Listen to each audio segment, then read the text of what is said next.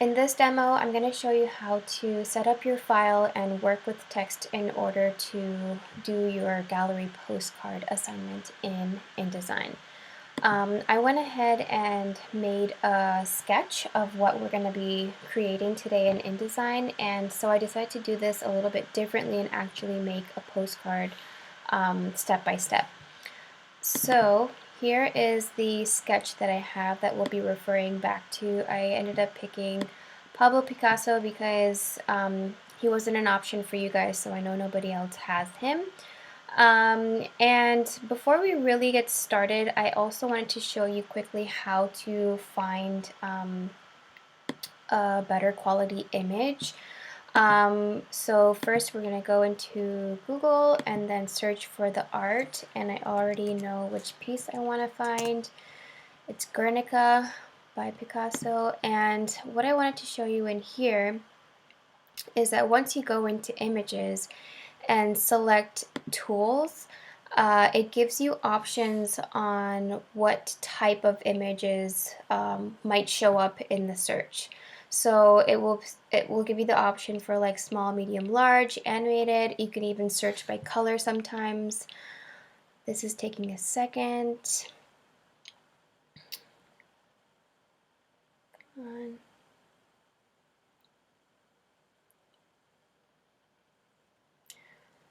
Alright, so what we're looking for here is underneath the size options, we're going to go and click large. This might not always give you the most high-res image, but it will certainly give you a large image to work with. So what we're going to do next is pick one.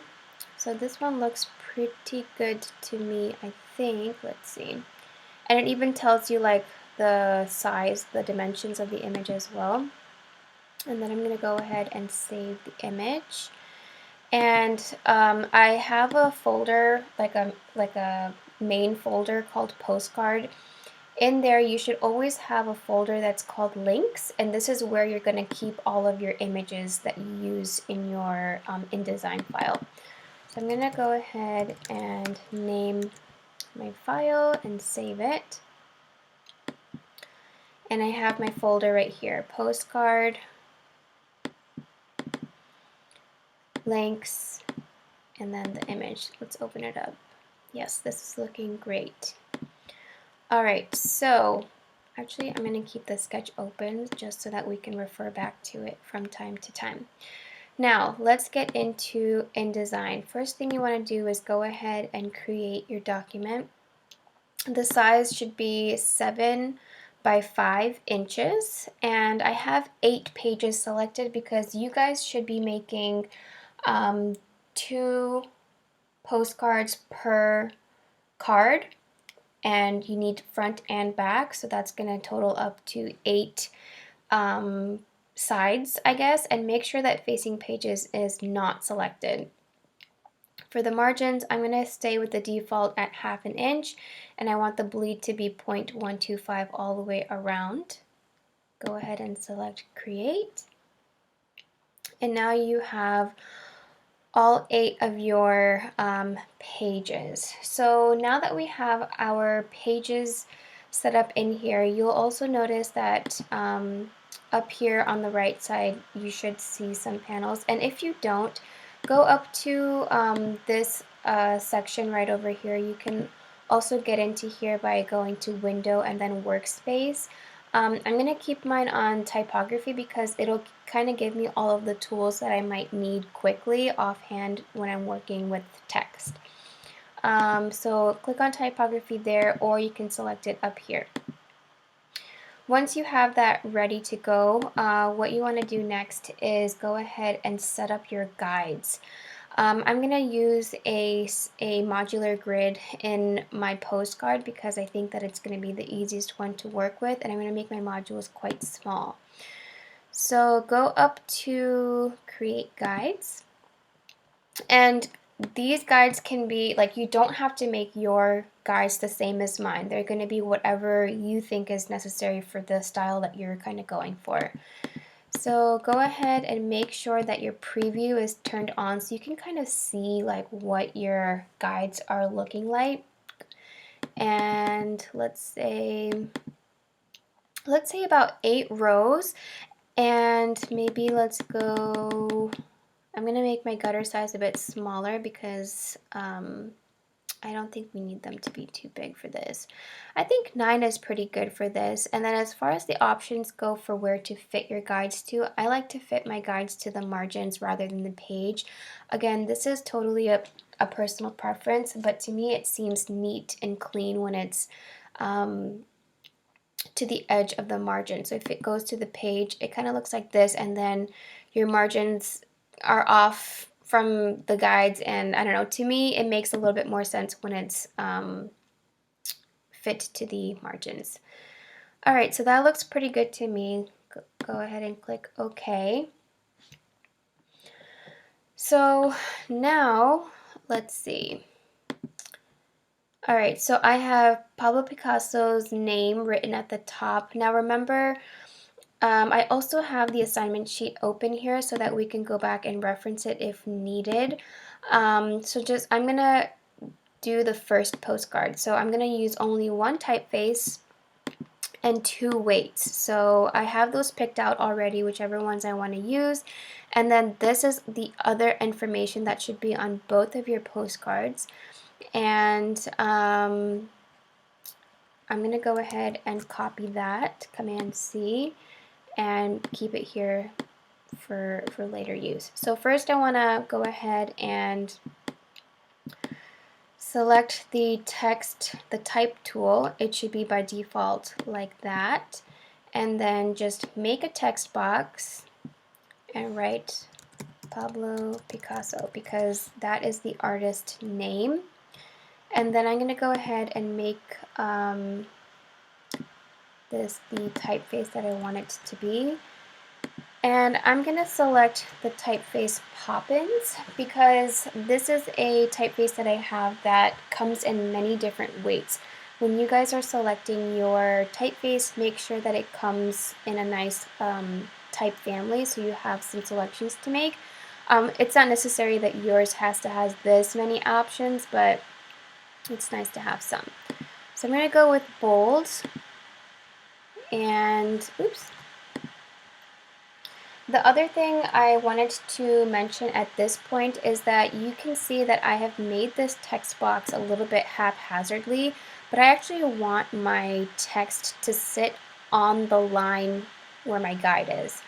So right now when I type out text in my text box, it's sort of at the top of the text box. So for example, if I make my text box a little bit bigger, you'll see that it's floating at the top. And I actually want it to float at the bottom because that's where my box is sitting on the line. So what you want to do is go up to Object, Text Frame Options, and where it says Vertical Justification, I want this to align at the bottom. So you'll see that this is what it was like, and when I just did that, it aligns to the bottom.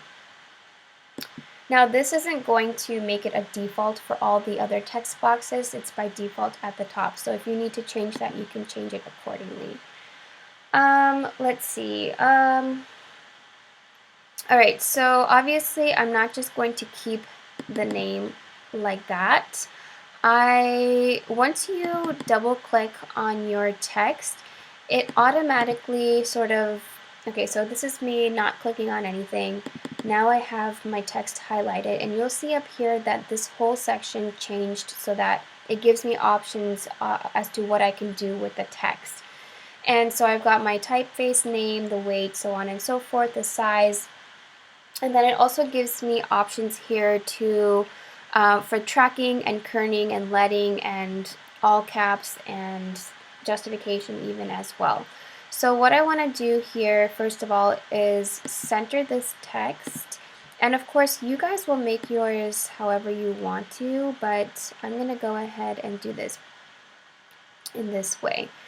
And I want to keep this sort of centered at the top of my postcard.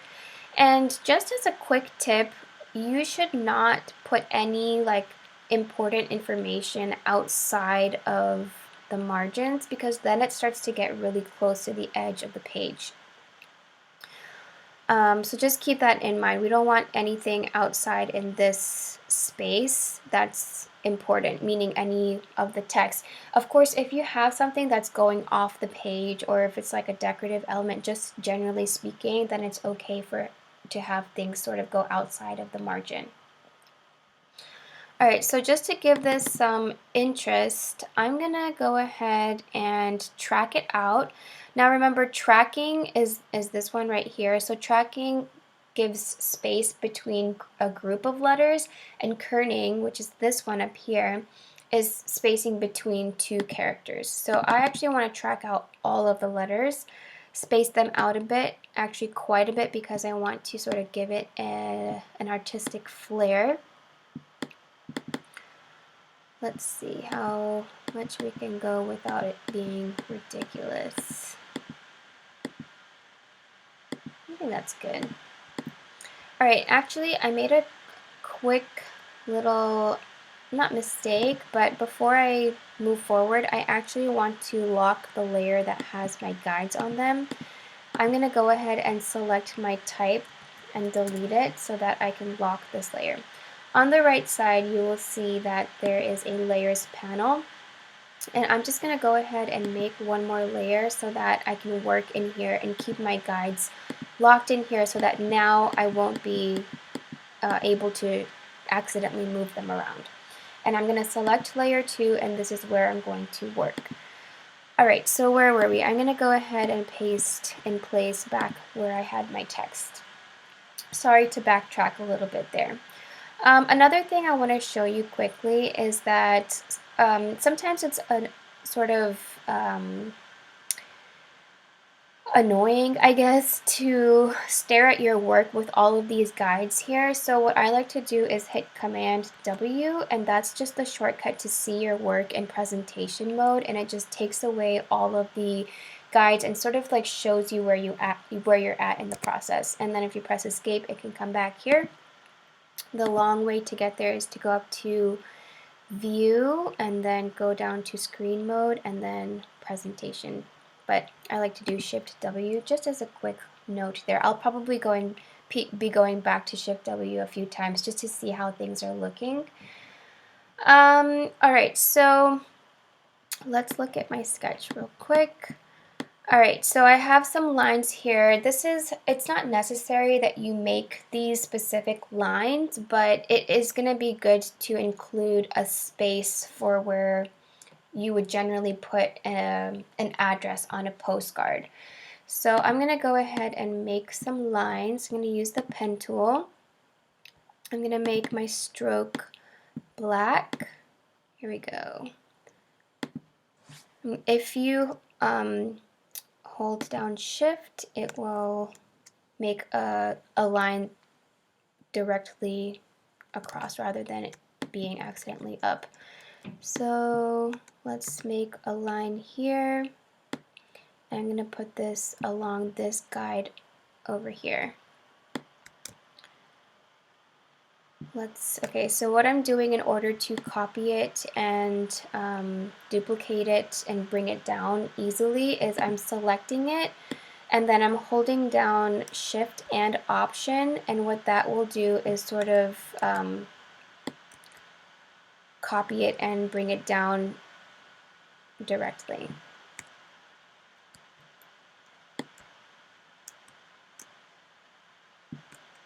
Alright.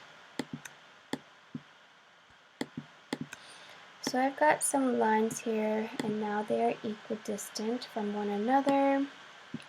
Let's bring these down a bit because they don't need to be so high up.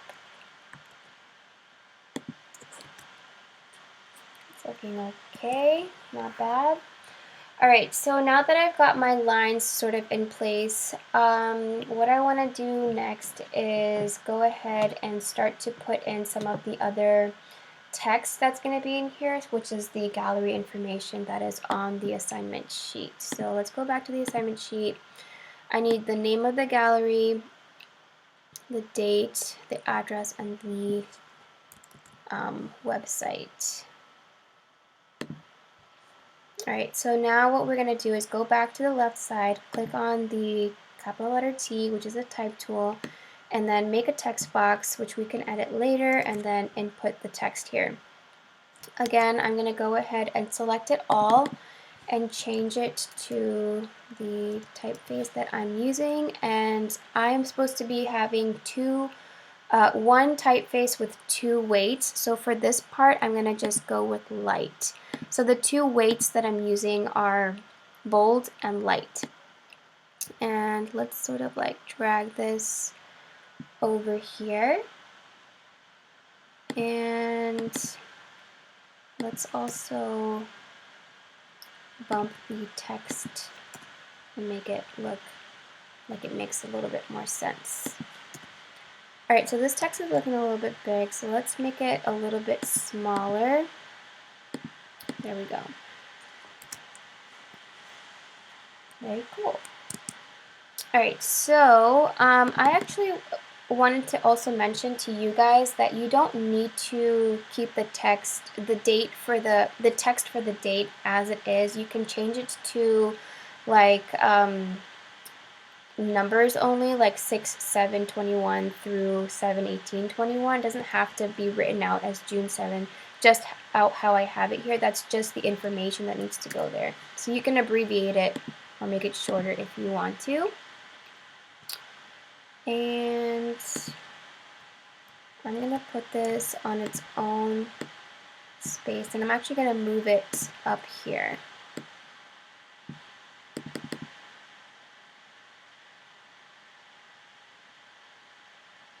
And I'm going to change this to make it look cooler.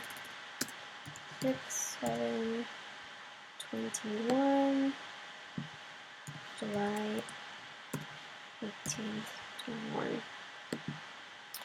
And then I'm also going to go ahead and center this.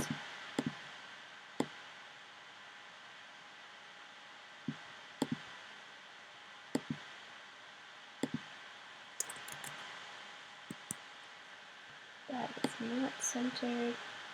Here we go. I'm actually going to go ahead and make a new guide on my guides layer so that I know exactly where the center of my postcard is, which is right here at 3.5.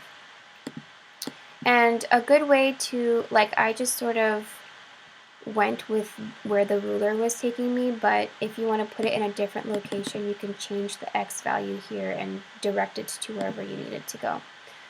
Alright, so I'm just going to lock that layer again. That's just there to show me where the center of my postcard is, which is right here. And then I'm actually going to go ahead and make the date a bit smaller so that it doesn't compete too much with the title that I have. Oops. And I'm also going to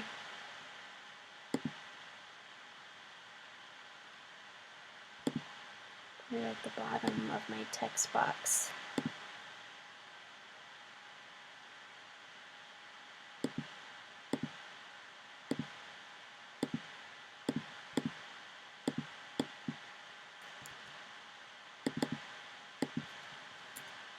There we go. Alright, so it does look a little silly right now, but let's track this out as well.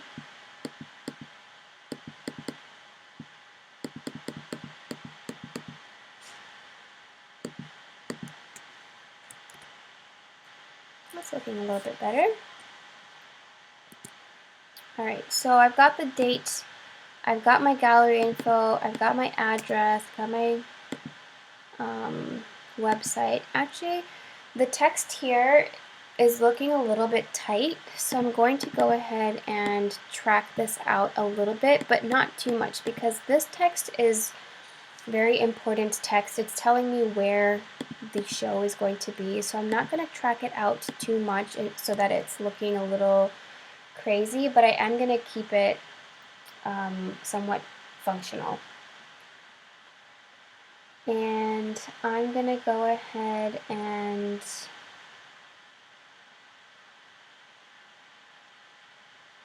make this a tiny bit smaller, maybe. First of all, I want to make sure that my box is lined up nicely. There we go.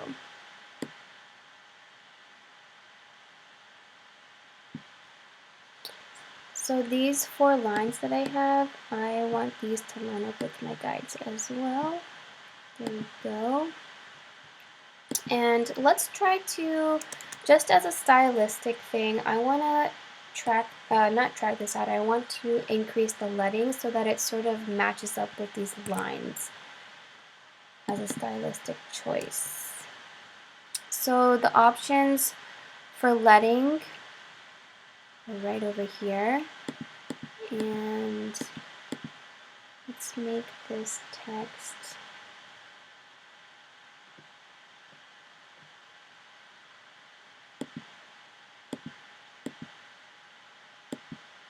a bit smaller.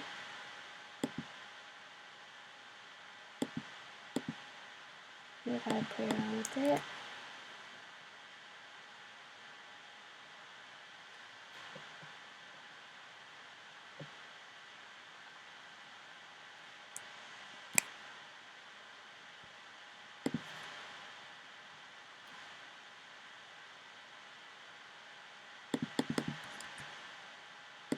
Hopefully this demo doesn't take too long. Here we go, that's a bit better. Alright, so I'm pretty happy with how that is looking so far.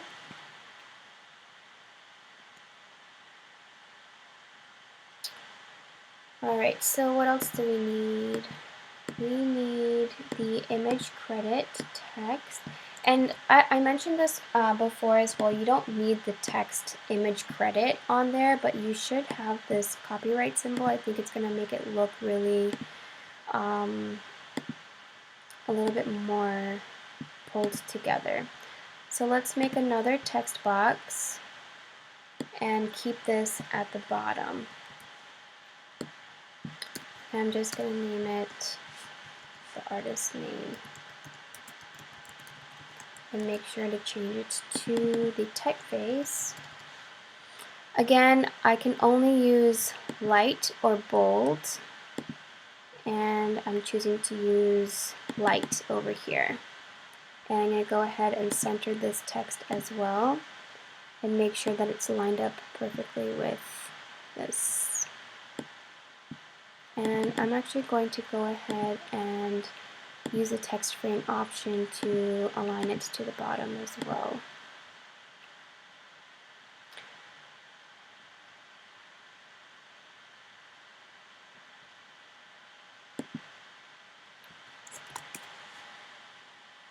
Okay, so this text down here where it says the copyright info, it's not the most important thing on here, so I'm actually going to make it a bit smaller, and I'm going to make it so that it's a little bit more transparent to sort of play around with the hierarchy, because although it's not that in your face, we can at least diminish it a little bit so that it doesn't read as so large, even though it's not huge, but it's still pretty noticeable in my opinion. So let's go ahead, first of all, make this a bit smaller. And just for fun, we can track this out as well.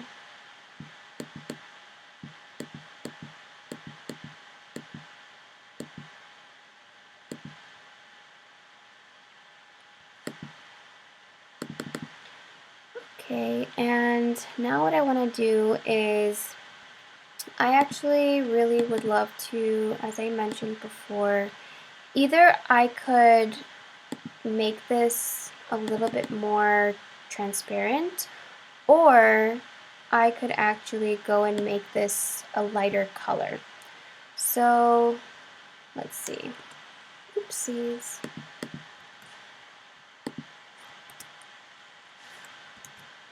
Oh my gosh.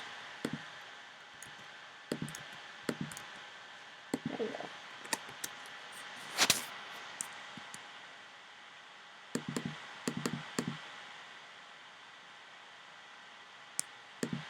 Alright, so in order to make it a bit more transparent, in here it's called tint for some reason, not opacity.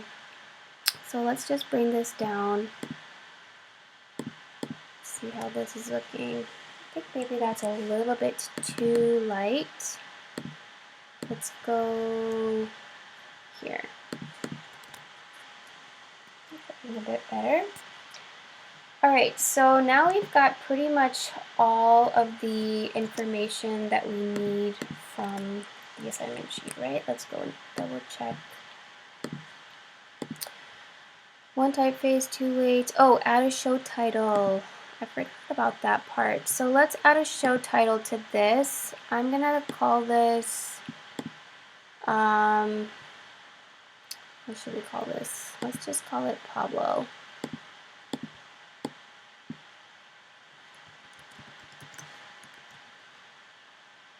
And again, we can only use the same typeface. Let's go with bold. And again, let's center it because all my other stuff is centered in here as well.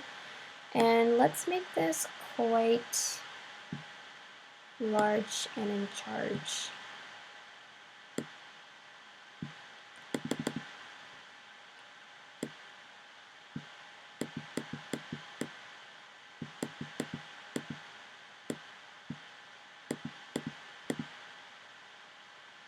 Okay, that's enormous, but I think it's giving you enough hierarchy to know what it is you're going to see.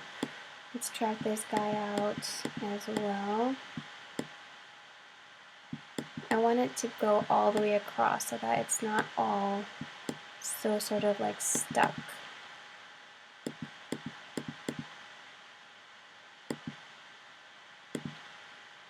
Alright, I'm actually going to make my text box a bit bigger so that I can fit it to the edge of my margins so that it looks nice and neat. There we go. Alright, I think this is all of the information that we need. You can see that all of my all of my contents on the back of my postcard are justified really nicely. There's pretty good balance. This sort of works with this over here to balance each other out a bit. You can even go in and play around with the hierarchies to differentiate between the name of the gallery, the address, the website, things like that. Actually, because I have the address written out this way, I'm gonna go ahead and take that comma out just so that we're a little bit more grammatically correct. And if for whatever reason on your postcard it's better, it'll look better if you just abbreviate west to just W or street to just ST. That is perfectly fine as well. Actually, one thing that as I'm looking at this, I think I want to track this out a little bit more so that it becomes a bit longer, wider. There we go. Alright, so the next thing I wanted to show you is how to go ahead and place your image, of course, for the front of the postcard. You don't have to do this in any particular order. You can start up here with the front of the postcard, and this can be the back, or vice versa, however you want to do it. But I really wanted to stress the importance of setting up your type and your grid and things like that on the back of the poster first. So let's move on to the image. My idea for the image is pretty simple. I just want it to be cropped within the margins of the front of my postcard. So I don't need to add any guides in here because I'm just going to be using the margins. What you want to do is go up to File and then Place, and go into your folder that you have for the whole thing. Go into Links, find your image, click Open, and you can see that the image is sort of following the cursor wherever it's going. So wherever you click is where the image is going to go. Alright, so now we've got our image here. it's looking a tiny bit pixelated. Let me actually go ahead and check something. So if we go up to view and go to display performance and then high quality, that sort of, okay, I don't know if you saw that, but it made the quality of the image slightly better. And that's because your InDesign is set to a typical display, and that's just so that it moves a little bit faster. And if we go into display performance and go to high quality display, it makes it a little bit sharper, but I can see that it's still a tiny bit pixelated. But let's work with this and see how it looks when we shrink it down a bit. So resizing images in InDesign can be very, very finicky. The first thing I wanted to let you know is how to scale your image without skewing it. So before anything, it's not just Shift, you have to press Command as well. So you want to hit Command Shift and then drag it down in order to scale it down in the exact shape that you have it right now. So I'm going to go ahead and do Command Shift and then scale it down.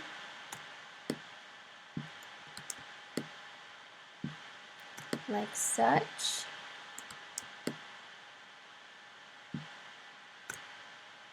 All right. And now, as I mentioned before, I want my image to live within these boundaries. And obviously my image is a bit wider, so I'm actually going to go ahead and crop it down. So a couple things to remember here.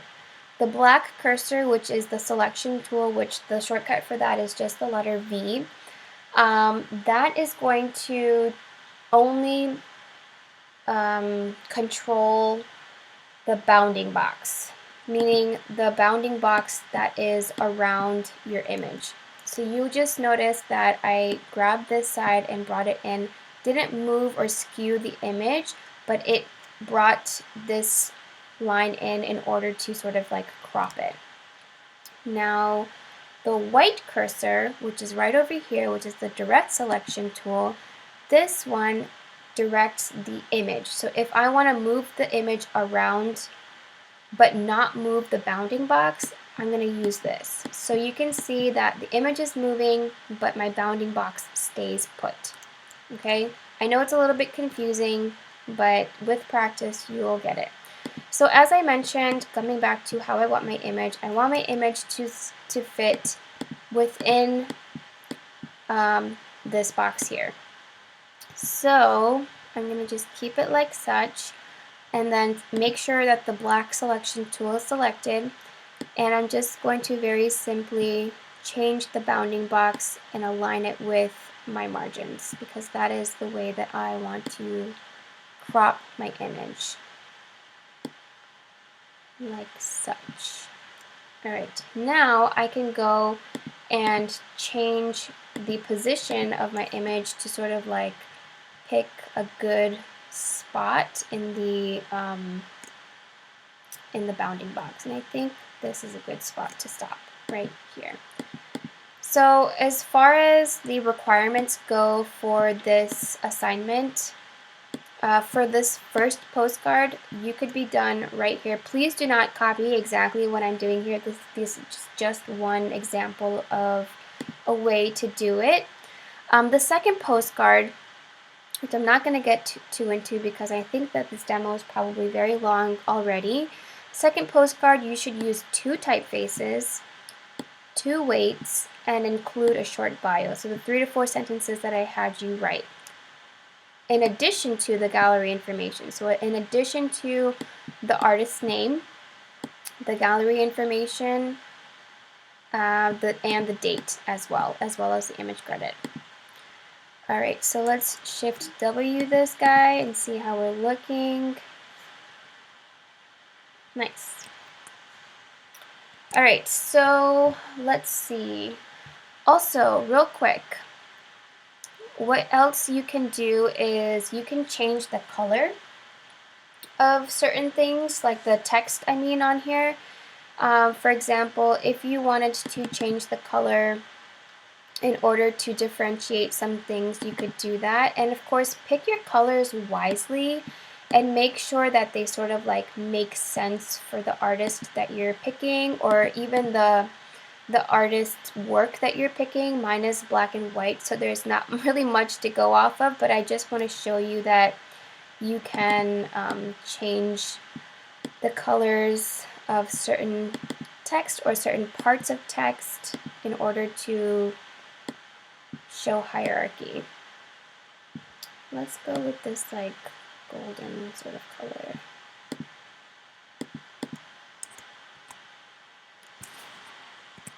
Maybe you want to direct your viewer in this sort of way. I'm just like messing around now.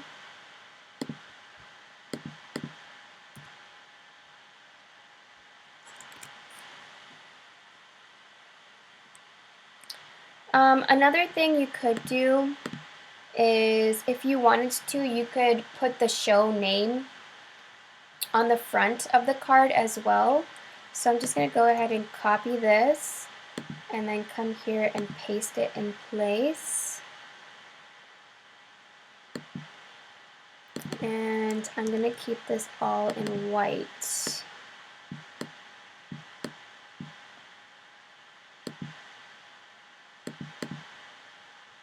That doesn't do me any favors. Let's go with yellow. Let's see. So this is not the best color combination, but just know that you can put the text on this side as well if you wish to do so. Like the name of the artist or the name of the show, however you want to do it. Another thing you could do in order to sort of like add some interest, let's go ahead and make another one. Let's go on this side. If you wanted to get very creative with this and make a path and type on the path, you could do that. So I'm going to go ahead, select the pen tool, make a path,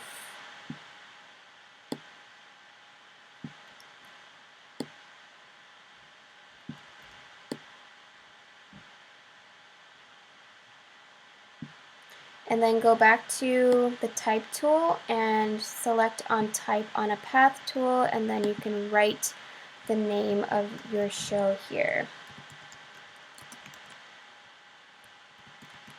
Oops.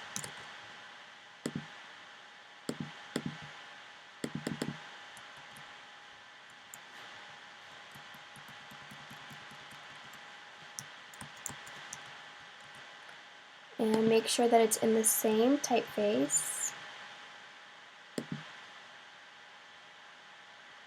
And again, let's track it out a bit.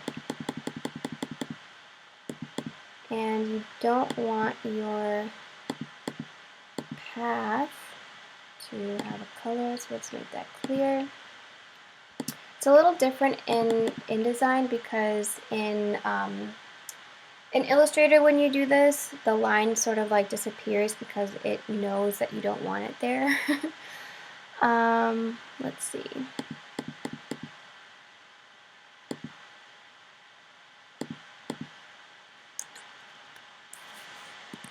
You can have some fun with it in this way if you wanted to. And again, with type on a path tool, you can make a shape and, you know, type. Well, first let's make it clear. And then hold down the type tool, type on a path, and, you know, type on that path. I'm trying to think if there are any other sort of specific things that I wanted to show you. Oh, I remember.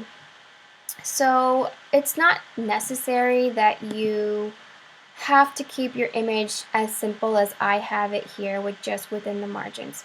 Feel free to make your image go off the page. And if you do want to make your image go off the page, it should go up to or past the bleed line so that you can make sure that it's taking up the whole space and there's no border there. The second thing is that You can add multiple images if you want to as well. So for example, if you wanted to sort of make, let's see, pencil.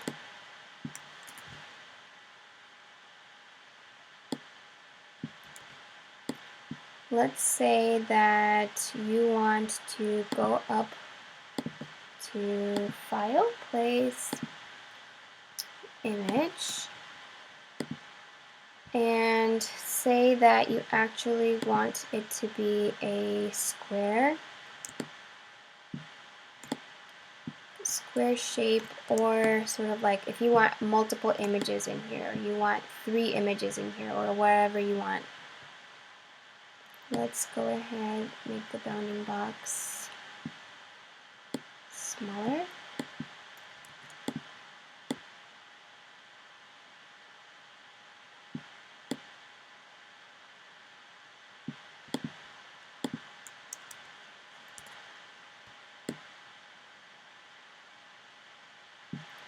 Say that stylistically you wanted to do something like this where you have 3 images side by side. So I'm just going to go ahead and click Option and Shift, which when I click Shift, that sort of like moves it laterally or at a 45-degree angle. So I'm going to go ahead and move it this way.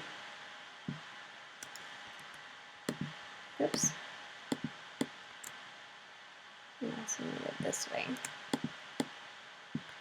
Let's get these guys a bit bigger. There we go.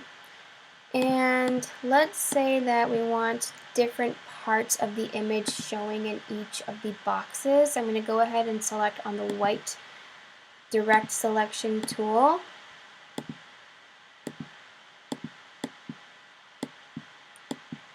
Maybe I want to showcase that part.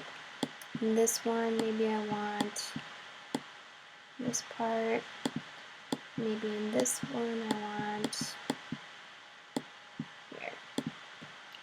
This could be another way to do that. Shift W to see what that looks like. You guys can get creative with how you keep your images on the front side of your postcard. Alright, so that's everything that I have in terms of how to sort of set up your file and things. Now what I want to do is show you how to save and export. So first things first, you want to always save your file as an InDesign file, and save it in the folder that you're working out of. So again, I'm going to name this postcards. And then just plain and simple, save it as an InDesign file as such. And then you want to also go up to File and then Export. And you want to export it as a PDF print. Hit Save.